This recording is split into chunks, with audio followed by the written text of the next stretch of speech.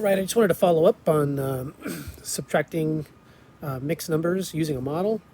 This morning, when I gave you the example, it did not have an example that had unlike denominators. So this time I want to show you what that's going to look like if we have an unlike denominator.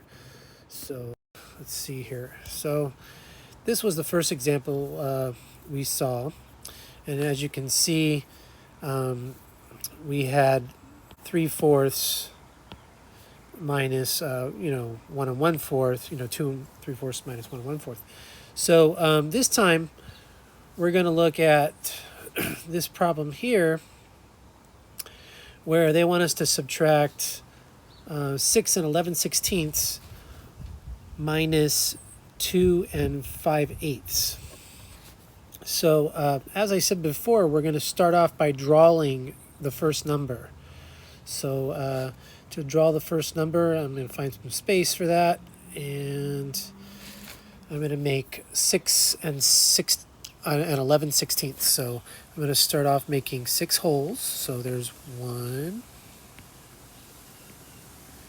2, 3, and 6. And now we have to make 11/16. So these are going to be pretty small, but start off by making a hole. And then we got to cut the hole into 16 pieces to make 16th. So cut it in half. Then we have 4ths. Now we have 8ths. And now we have 16ths.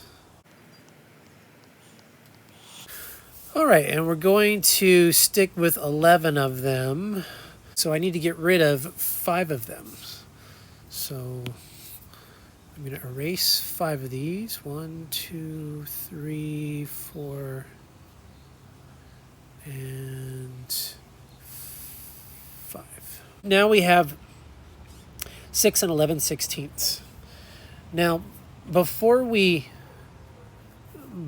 subtract 2 and 5/8, we need to see what 5/8 would equal if it were 16ths. So we're going to have to find a common denominator of 16 and 8. So the least common multiple of 16 and 8 would be 16. So we're going to change 5/8 into something over 16. So what did I do to the 8 to get 16?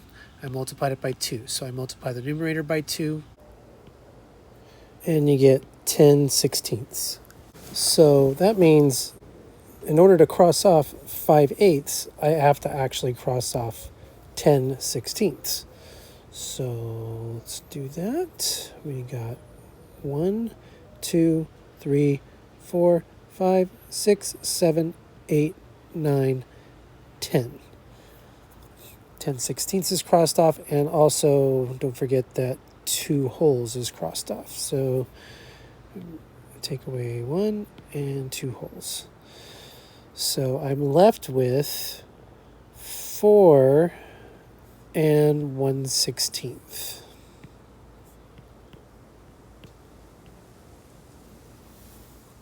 And that's how you do it.